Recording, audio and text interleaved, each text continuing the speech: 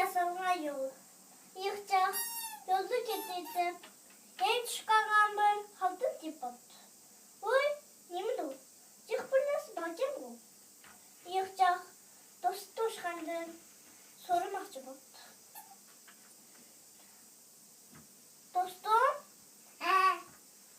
Mahaldının üstüne nimbalığını, nimliğini bilmegende külpaka. Oy, istemiyor gel bu. Rasma? Abla, teşekkür kaptanız mı? Şimdi bu halkının üstündeki nasıl nimliğini hiç kim kalmayı kaptı. Bahar beslike. Bahar küllerde bahar beslike. İllik çamal çıkan bir küllerde uzun bir gülde yasalgan bir yol peyda bu kaptı. Şun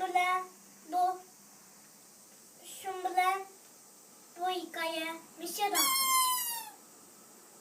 Hanaの道、クマさんが袋を見つけました。おや、何かな？いっぱい入っている。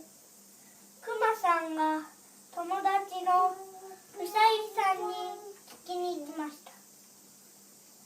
クマさんが袋を開けました。何もありません。しまった。